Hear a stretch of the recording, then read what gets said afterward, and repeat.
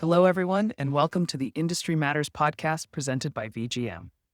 Each episode, we feature conversations with leaders, innovators, advocates, and everyday people who are working to strengthen patient care, support business operations, and shape a sustainable future for the DME/POS, CRT, home access, and broader home healthcare space.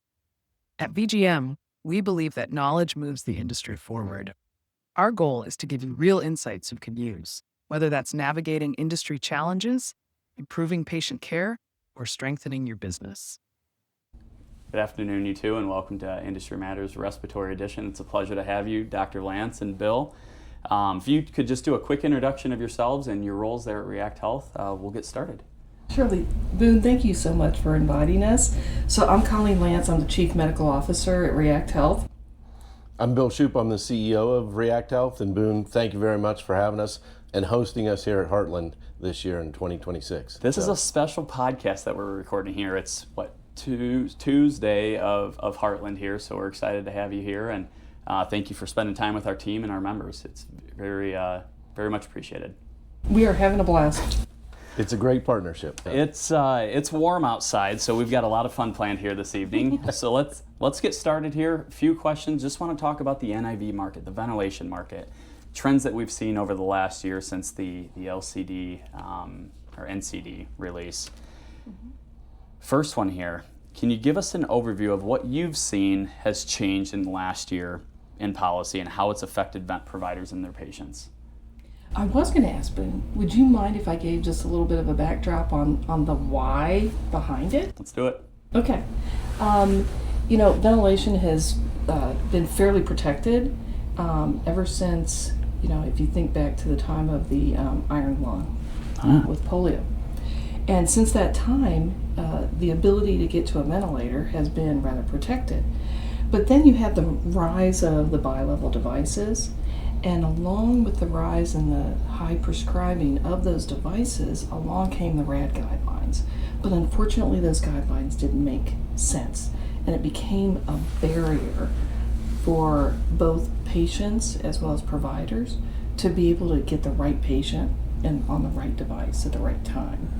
And so the whole spirit behind revising that was to design something that made sense. And so the physicians that were behind proposing the changes, first they wanted to focus on the COPD population, and that's what led to the NCD changes for NIPBV and COPD. It's been a whirlwind of a year, right? Us as the industry, we're trying to figure out how to navigate it. How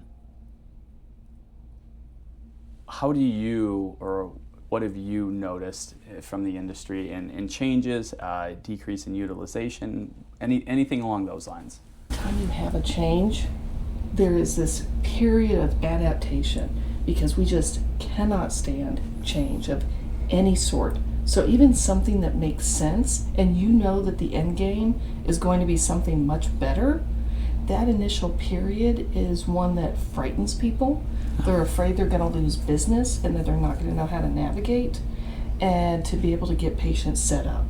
So those providers who positioned themselves early and understood the playing field and what was coming were successful. But those who were afraid and waited until there was a change and then were very reticent have struggled more. I would also add, what we saw, and as Dr. Lance talked about, kind of what drove this change was a belief that there was overutilization in ventilation. And I don't want to say that there was or there wasn't. I don't believe that there was, but, that's for others to truly determine. I think that, as Dr. Lance had said, the RAD guidelines became so difficult to navigate that more people were being put on the ventilators versus RADs just because it was easier to qualify a patient onto a vent. We at React believe in, right device, right patient, right time. We also believe that it should be the right person making that decision. It should be a physician making that determination and not some payer-provider person with a decision-making tree. So we truly believe in what we're trying to do is make sure that the right patients get the right devices. And so the changes that have occurred and what we have seen more pickups than setups because it's taken a little bit more time to get people qualified on the front end because of the CO2 requirement. You've seen a little bit more pickups because of the 4 hours a night qualifier, and people just weren't prepared with their processes. But I think at the end of the day, what I've always seen in home care, and I've been in this business for 23 years, is HMEs understand if these are the rules, we'll play by the rules, and we'll be able to figure out and navigate how to get to the best patient outcomes. It's good that there's a rule. We just need to get through the process to make sure that we can now navigate properly. And we as manufacturers need to give them the right tools and capabilities to do that as well. Very true. Very true. Dr. Lance, probably along your lines here, what do the new guidelines state? So what they were trying to do is not rely on the oxygenation requirements because from a physiologic standpoint, it just doesn't make sense. So CO2 is the main issue. And if you're following any of these patients, it just makes sense you're going to be getting a CO2 level on them at some point in order to be able to manage them. Now, so one of those is requiring having an arterial blood gas. We were hopeful that using something like transcutaneous CO2 or end-tidal CO2 would be accepted, and we had proposed that to CMS because there are cases where you either have a rural desert and it can be very difficult to find a place to do an arterial blood gas. And then we also have times where we have people in the sleep laboratories and we're doing diagnostic or therapeutic studies and we're running CO2 levels on them all night long. So why can't we use that?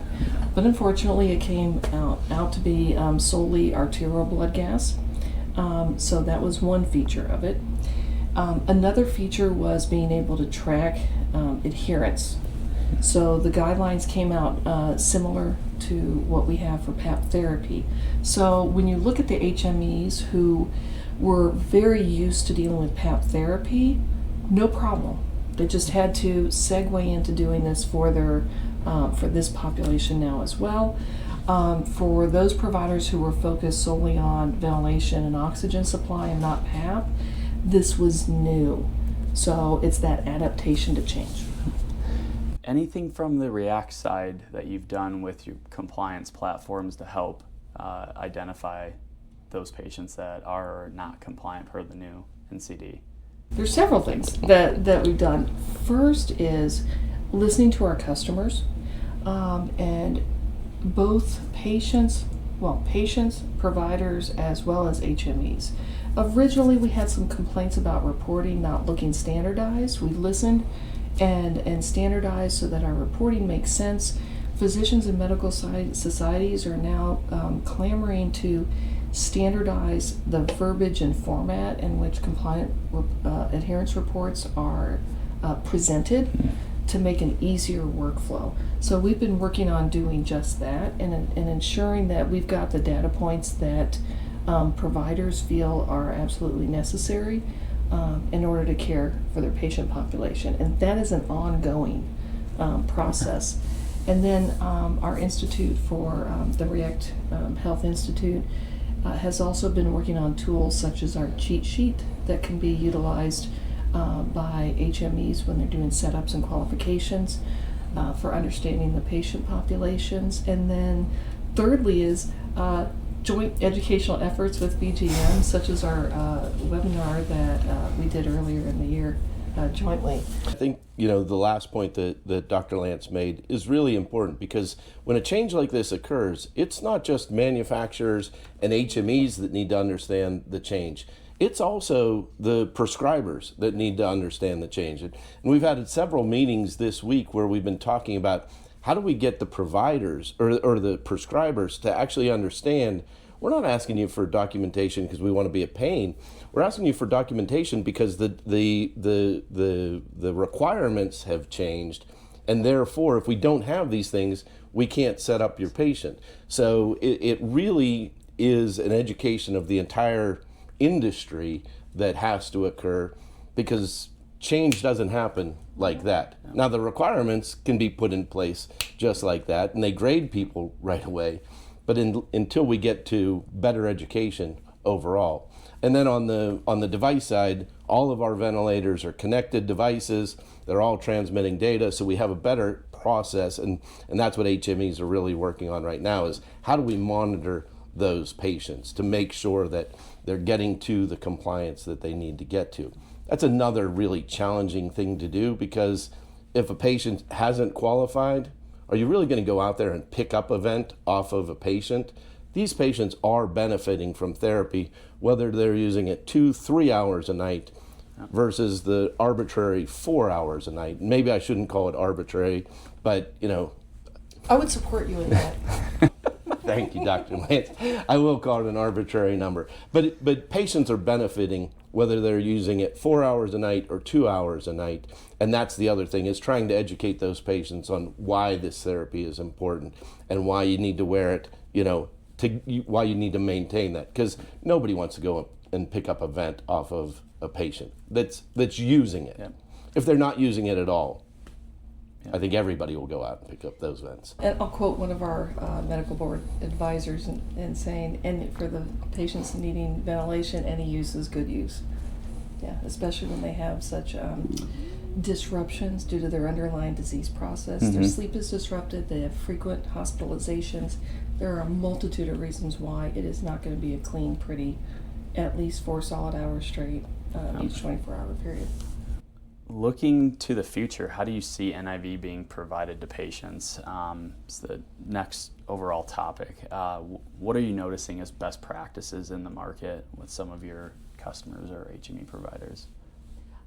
I think looking at the spectrum of the disease and understanding the patient journey and being able to provide what the patient needs from stem to stern, ideally. There are many reasons why having one manufacturer with a product line that covers the entire spectrum of disease is important and gives a lot of continuity. And what I see happening is, and at least in my practice, there would be a gap for patients where they had difficulty in the past getting a RAD device, and it would almost be when they were desperate and they could finally qualify for a ventilator. So there was that very difficult period where they really should have been on some therapy, but it was just really tough for them to qualify. So what I'm hopeful of and starting to see is that we're seeing more prescribing of the RAD devices.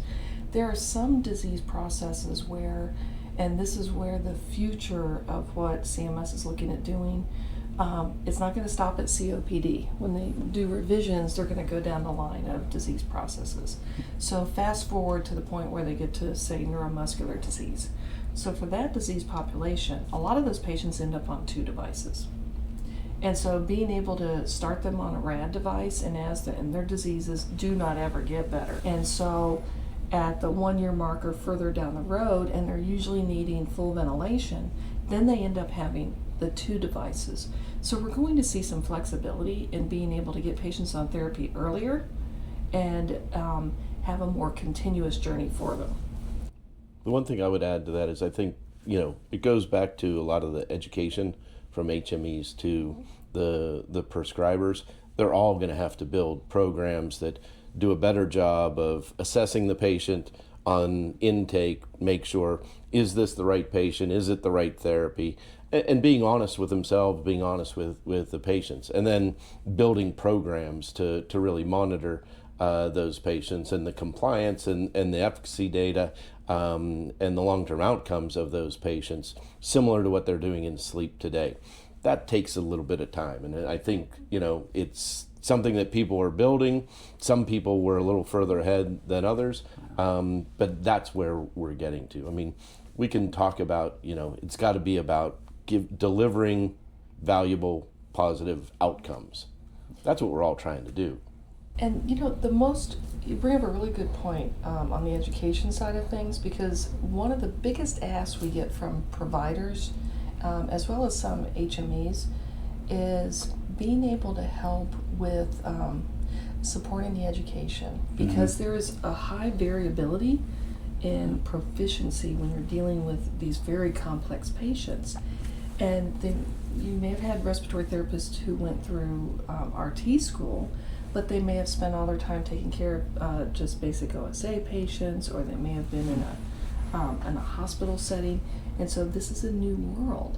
So a lot of our more robust conversations right now are centered around how do we support you from an educational standpoint, with providers asking us to help support the HMEs, making sure that the RTs are proficient. Yeah, I think to build off that, one of the challenges of all of this was us as an industry had to learn and digest this new NCD, and now it's taking that and trying to reflect that on your referring providers or physicians. So yeah, it had its own sets of challenges there, right? It's been interesting. How can providers here use React to help set them up for success in providing NIV, or how can they better partner with you all? I'll talk to you a little bit about the product first. As Dr. Lance said, we've got a spectrum of devices, from the V-Home to the Voxen device, to treat a very, very broad spectrum of patients, from COPD, NIV to the most severe neuromuscular patients. So all of those devices are connected. The simplicity of Multi-View Connect now in React Health Connect. So it's the same solution that you use for your sleep monitoring is used on the vent monitoring. So it's very easy to navigate, simple, easy to use. The connectivity on the device, it's just one plug for the whole device. It's not two separate plugs that you're having to plug in another unit on the bedside table. And some of these patients, they live in older homes. They don't have 85 different outlets in their bedroom like some new houses do today.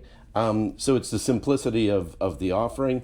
And then what Dr. Lance and Kim Applegarth, who's our Director of Education at React, have really been working on some of those programs to help educate our customers, the HMEs, as well as those prescribers, to make sure that we're all on the same page. We're coming up on time here. I appreciate this. I did want to just close this out with, what are the biggest lessons, or what is the biggest lesson that React and providers have learned over the last year? I would say that it is a message of partnership. It is one where there is not just one person or player that holds the key. It truly takes a team, as well as understanding what the basic underlying tenets of the NCD are. If you take time to delve into the content of it, the repeated themes that you'll see over and over again are, yes, they're asking for a data point that they didn't ask for in the past. Okay, we're going to have to navigate and do things a little different and be accepting of the change. All right, we'll be able to get that level. But there is also ways of documenting, and they ask for clinical, how someone is doing clinically. For instance, if someone is being discharged from the hospital, and you haven't had them on a particular device in the hospital, but as soon as that person goes home, they are going to decompensate. That justifies getting a higher level of device. So at the end of the day, this is putting the clinical decision making back where it belongs, in the hands of the providers. So where I think the partnership takes place is, it's going to take manufacturers providing the easiest methods and educational tools to make that happen. It's going to be the HMEs and us interacting at that space between hospital to home to smooth over that transition and to help people adapt to that change, and to help see what the true spirit of this NCD was. And then if we can do that now, then it's going to pave the way as CMS revises future NCDs for chronic respiratory failure. I agree. It's taken a village over this last year navigating these new waters, and We definitely appreciate the partnership here with React Health, and I very much appreciate both your time here during a busy week at Heartland. So Dr. Lance, Bill, I appreciate your time and thank you so much. Thank you, Boone, thank you. And congratulations on 25 years of Heartland. Thank you. That's pretty special. We'll see you all next time.